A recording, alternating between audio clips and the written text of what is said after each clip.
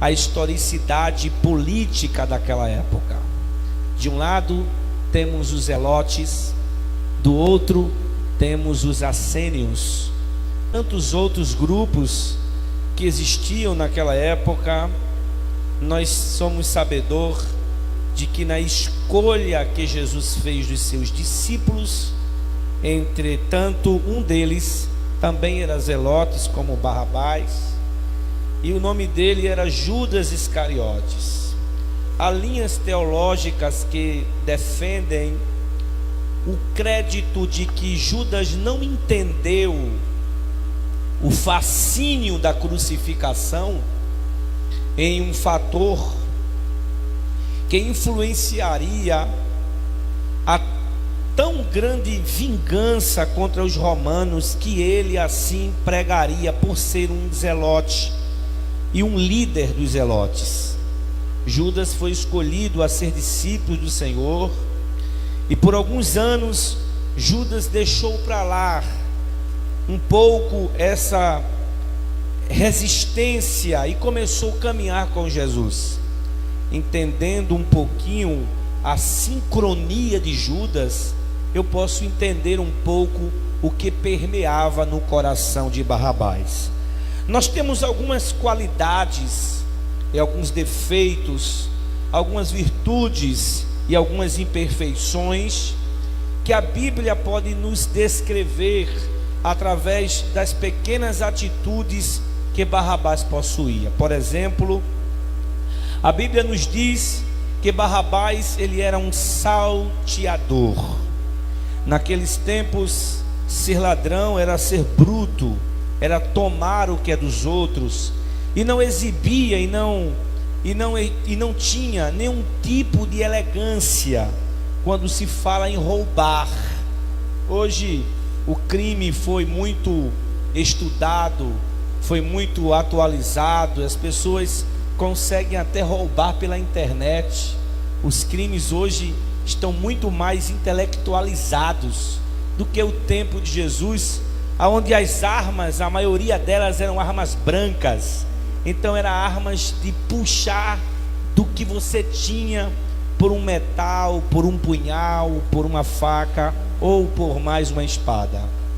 Barrabás vivenciava esta história de uma vida truculenta. Porém, nós temos historiadores contemporâneos dos dias de Jesus que falam que Barrabás, ele tinha uma, possamos dizer, não profissão, mas uma função, uma funcionabilidade na sua função. E o que ele era? Ele era remador de botes. Como as cidades circunvizinhavam de outras cidades, e aquele grande mar de aproximadamente 20 quilômetros de extensão, que fazia divisão entre as terras do lado A para as terras do lado B, as terras onde a cultura judaica predominava e a terra onde a Samaria e todas aquelas terras predominavam do outro lado. Muitos sentiam a necessidade de atravessar, e segundo a história, que não é contextualizado na palavra, são contemporâneos, falam que Barrabás era remador de botes, como que Barrabás tivesse um bote que ele levava as pessoas de um lado para o outro, e isso fazia o seu ganha-pão. Segundo a história, Roma, com seus grandiosos impostos, ameaçou a todos os remadores de botes a seus impostos caríssimos, esse imposto para eles, e não podendo pagar, Barrabás perdeu o seu instrumento de trabalho, que era o seu bote, a qual ele ganhava o seu ganha-pão. Por favor, entre comigo nessa viagem e entenda justamente a contextualização da mente. Vamos entender o psicológico deste homem, desse filho, desse Barrabás. A história diz que, perdendo esses botes, Barrabás se revolta e entra nesse grupo de zelotes, e por fim da força ele resistia contra as guarnições romanas, a ponto de matar o próprio. ele foi preso por sedição, e segundo a história bíblica, Barrabás ele era culpado de um assassinato. Num linguajar mais atualizado, ele era um matador de policiais. Já pensou nisso? Barrabás havia matado um policial romano, e agora Barrabás estava preso, e junto com Barrabás havia 2 comparsas dele, e para que se visse de exemplo, a penalidade para Barrabás era a morte, e a morte por crucificação. Falando-se dos aspectos relevantes de Barrabás, nós entendemos que Barrabás na história tem uma história para que tudo desse errado na vida dele. Barrabás foi preso com uma atitude errada, com a intenção de fazer, abro aspas, um bem. Porque Barrabás não lutava simplesmente pelos seus próprios interesses.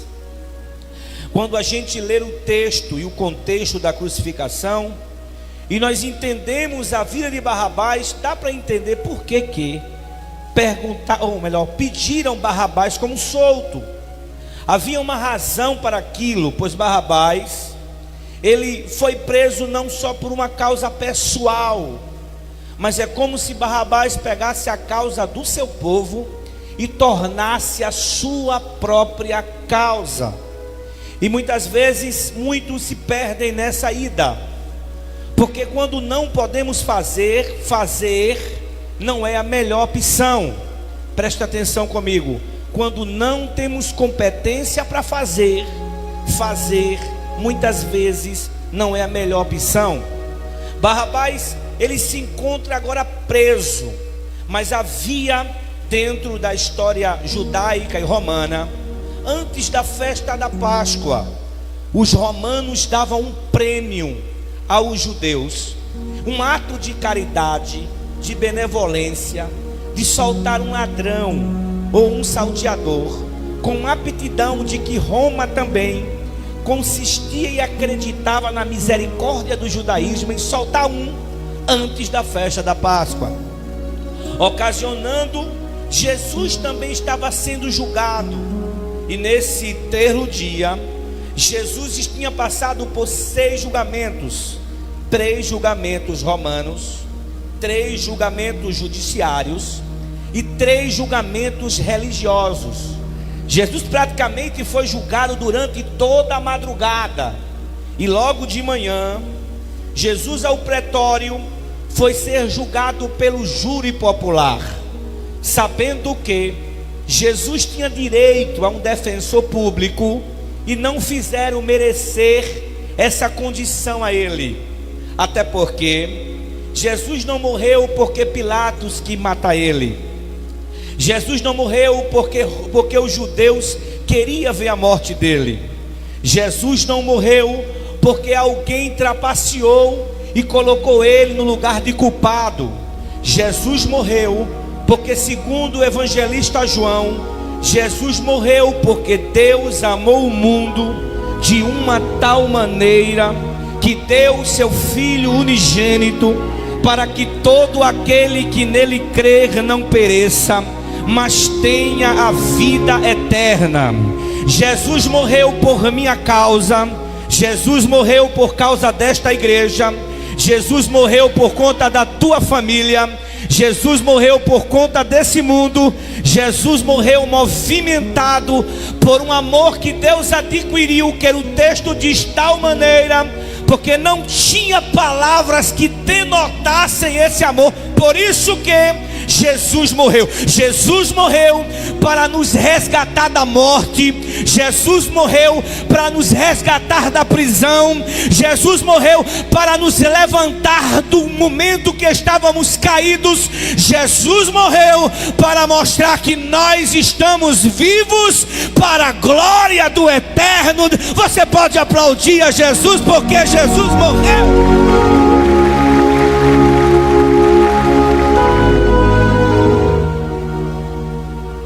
Jesus morreu porque a morte de Jesus é a maior expressão do amor de Deus.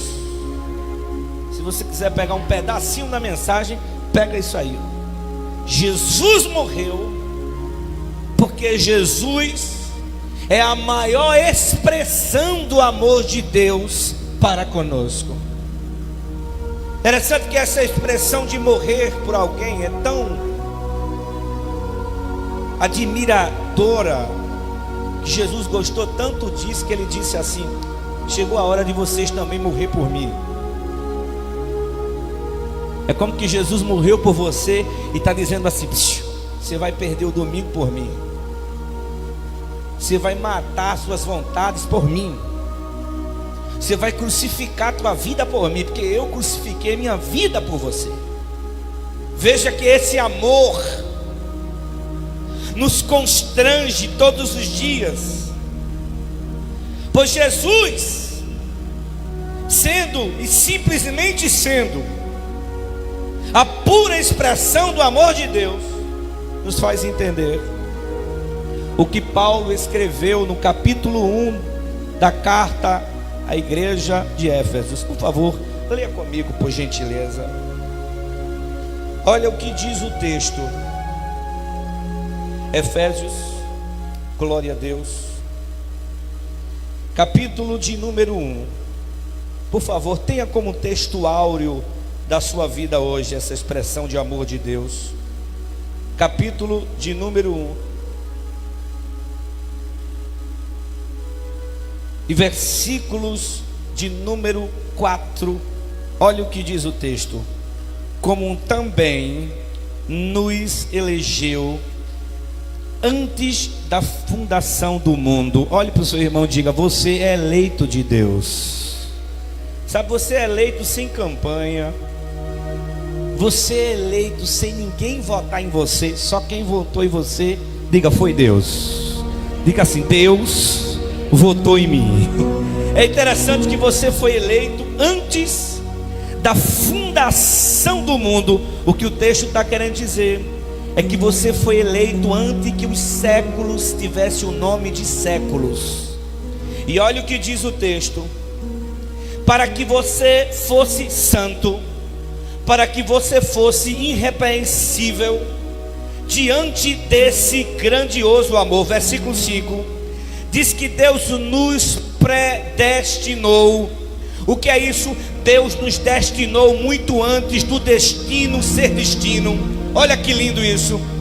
E nos destinou filhos da sua adoção por meio de Cristo Jesus para si mesmo, segundo o beneplácito de sua vontade, segundo sua vontade absoluta, a vontade de Deus. Versículo 6: para que, pastor? Com que intenção? Para louvor da sua glória e da sua graça, pela qual nos fez agradáveis e se amado por Ele. Você não está entendendo? Você vai entender hoje. Você foi eleito para louvar a Deus, você foi eleito para glorificar a Deus. Por isso que a tua vida não é só vida, a tua vida é um hino, a tua vida é um cântico. Quando você sai para ir para a igreja, que alguém olha para você, alguém diz assim: eu vejo Jesus nela. Sabe por quê? Porque você foi eleito e eleita de Deus para o amor e a glória. Você pode glorificar a Jesus nessa noite? Você pode glorificar a Deus? Sabe, irmãos, Paulo disse que nós fomos eleitos para amar. Em Deuteronômio capítulo 6, Moisés, tomado por Deus, ele diz ao povo de Israel: Deus não escolheu vocês porque vocês são fortes. Há quem diga que a igreja, que os irmãos da igreja é fraco, mas não pode dizer que a igreja é fraca. Mas como os irmãos são fracos, por que a igreja não é fraca? Como é isso? Porque a igreja é forte, porque o forte é o dono da igreja. E quando o dono da igreja está com a igreja, ainda que a igreja seja fraca, mas ela se torna forte, porque diante do forte, tudo que é fraco se fortalece. Escuta, Moisés disse que Deus amou Israel só porque Israel, os pais de Israel fez aliança com Deus, e os pais de Israel fez alianças com Deus por amor. Paulo escreveu a Timóteo no capítulo 1, versículo 9, e disse assim: Deus nos chamou pelo seu próprio propósito de amar. Como é isso, pastor? Deus não precisou de um propósito. Quando nós estamos fazendo uma reunião aqui na igreja, eu coloco o propósito e vocês agarram, sim ou não? Deus não precisou de um propósito. Deus, Ele mesmo criou o próprio propósito para que nós fomos amados por Deus. Irmãos, isso é muito lindo, porque todas as vezes que nós entendemos esse avassalador amor de Deus, nós ficamos cada dia mais apaixonadíssimos por Ele. Tem alguém que está apaixonado por Jesus aqui? Você tem aqui? Sabe por que você está aqui hoje? Sabe por que você está mais frequente aqui hoje? Alguém me disse: pastor, o que está acontecendo? Que a igreja está mais acesa. O que está acontecendo? Que a igreja está mais voluntária. O que está acontecendo não é nada. Não é o pastor, não é o terno do pastor, não é a falácia, não é quem chegou, não é quem vai chegar. E o que é, pastor? É simplesmente o apaixonante amor de Deus. Ele vai tocando nos corações e você começa a ficar mais aberto, e aquilo que era pesado, aquilo que era fardo, se torna em prazer. E só quem não entende isso é quem não consegue vir. Quando alguém está em casa e não consegue vir ao culto, é porque a paixão acabou. A paixão não é a mesma. Mas quem está apaixonado por Jesus vem debaixo da água, debaixo do sol de rachar, mas ele não consegue deixar a presença, porque a paixão que vai é a paixão. Tem alguém apaixonado por Jesus aqui? Eu vou dar 10 segundos para você glorificar a Deus. Glorifica a Deus aí. Diz a Ele: é o amante da minha alma, Ele é o redentor. Você pode dar 10 segundos aí e dizer o que é que Ele é para você? Fala a verdade, você não tinha nem plano de estar mais aqui, mas você está aqui porque Jesus, Ele deixou você apaixonado. Fala a verdade. Você pode aplaudir a Jesus e dizer: Jesus, obrigado porque tu... Eu estou apaixonado por você, Jesus. Apaga essas 3 luzes aí, você vê essa minha imagem aqui, ó. Eleitos de Deus. Oséias falou algo que foi forte. Oséias disse que Deus amou Israel. Aleluia. Ainda quando Israel era menino. Eu chamei Israel e puxei pelas cordas do meu amor. Você não está entendendo? Alguém que está na sua casa, que não consegue vir ao culto, Jesus está dizendo assim: eu amei ele ainda quando ele era criança. O amei ainda quando era menino. Olha o que Deus está dizendo aqui, ó. Talvez a igreja não tenha entendido, mas você vai entender agora. E eu amei tanto eles, que eu os chamei pelas cordas do meu amor. Deus está dizendo assim: não importa aonde estão eles, as cordas do meu amor vai chegar. E quando eles pegarem nas cordas do meu amor, eu vou trazer de volta para mim, e você vai cultuar com ação e graça. Tem alguém sentindo a presença de Deus? Tem alguém sentindo aqui? Tem. Toca no ombro do teu irmão e diz assim: não resiste a este amor. Por favor, balança. Diz assim: não se defende de Jesus.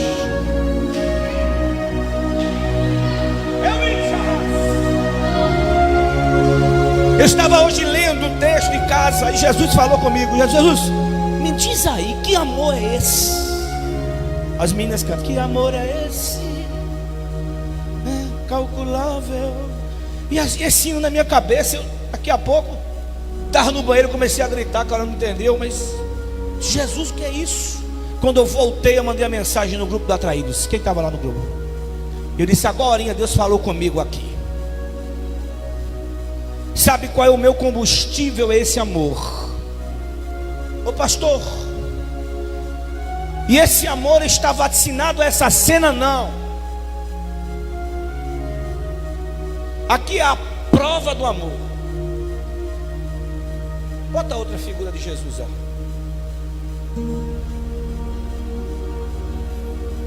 O amor está aí.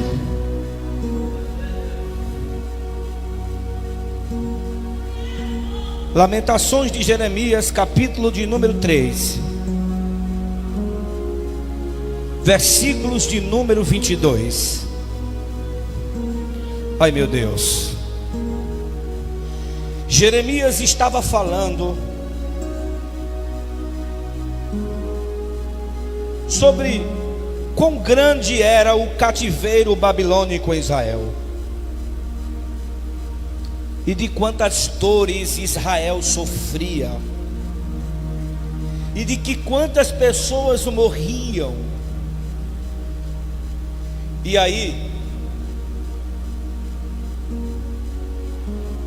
em Lamentações de Jeremias, Jeremias achou de escrever isso de forma poética, em forma de salmos. E ele escreve esse texto que diz assim, no capítulo 3 e versículo 22: as misericórdias do Senhor são a causa de não sermos consumidos, porque a sua misericórdia não tem fim. Versículo 23 diz: novas são a cada manhã, grande é a tua fidelidade. Sabe, irmãos, quando eu leio esse texto, eu vejo que Jeremias estava passando uma das grandes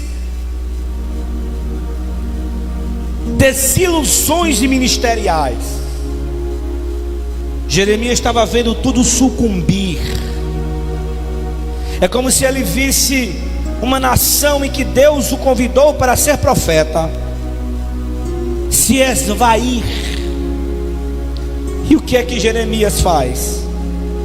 Se agarra no que é bom. Pastor, e o que é bom? Diga comigo: bom é as misericórdias de Deus. Nesse contexto literário que é trazido para o português, no original hebraico, a significativa do texto está diferente daquilo que o texto nos fala no original. E o que é que o texto nos fala no original? O termo misericórdia aqui estão iguais, mas no geral, misericórdia aqui está descrita em duas fases. A primeira fase está vitrada em uma ideia, em uma expressão no hebraico chamada Hesed, que quer dizer compaixão ou complacência. Mas quando ele diz assim, porque as suas misericórdias, novamente misericórdias, não tem fim. O segundo termo no hebraico, misericórdia, quer dizer Hassad, que quer dizer carinho, desvelo, zelo, preservação. Se eu fosse ler esse texto como se no original aqui, o texto não seria: as misericórdias do Senhor são a causa de não sermos consumidos, porque suas misericórdias não têm fim. O texto seria assim: a compaixão do Senhor são as causas de não sermos consumidos, porque o seu carinho não tem fim. Quem está entendendo aqui, dá uma glória a Jesus aí. O que o texto quer dizer? Quando ele usa misericórdia duas vezes, é que misericórdia, na primeira transliteração, ela quer dizer compaixão, é a paixão exagerada de um Deus que não nos consumiu, embora nós tenhamos toda a culpa para sermos fulminados. Mas o carinho que esse Deus tem com a gente é tão grande que ele é um carinho sem fim. Deus tem carinho infinito por nós e tem paixão ao ponto de não nos culparmos. Há quem diga que misericórdia é o sinônimo de graça, mas eu digo, se misericórdia é isentar a culpa de quem está culpado, a graça é dizer assim a você: você tem culpa sim, mas em vez de você receber a pena, a graça diz assim: eu vou morrer no seu lugar. Quem está me entendendo aqui, dá uma glória a Jesus aqui hoje. Escuta só, por favor, para não perder o fio da meada. Essa misericórdia de Deus, ele nos envolve pelo poder avassalador da sua graça, que nos constrange a viver os traços desse amor expressivo de Deus. Pastor, seja mais direto. Você está aqui, é porque Deus teve misericórdia e abraçou você com a sua graça. Você canta aqui, é porque Deus teve misericórdia de você e deu uma oportunidade e abraçou você com a sua graça. Você não canta porque você é bom para cantar. Você não prega porque você é um bom orador. Você não dirige porque você é um bom organizador de culto. Você não administra porque você não é uma boa cozinheira. Você não é uma boa mãe porque você resolveu ser uma boa mãe. Você não é uma boa esposa porque você resolveu ser uma boa esposa. O que eu quero dizer a você hoje é que você está aqui não é por você. Isso não vem de vós, isso é dom de Deus, é graça. A graça te acompanha, a graça te levanta, a graça te dá um nome, a graça muda a tua história, a graça perdoa teu pecado, a graça te diz assim: você é culpado, mas eu vou sofrer a culpa por você. Você não está aqui por seu próprio mérito. Você não aceitou Jesus, porque se você dizer eu aceitei Jesus, você está querendo trazer um mérito para o dia que você decidiu tua vida. Você está aqui porque foi Jesus que te aceitou, foi Jesus que te abraçou, foi Jesus que te levantou, foi Jesus que te abençoou.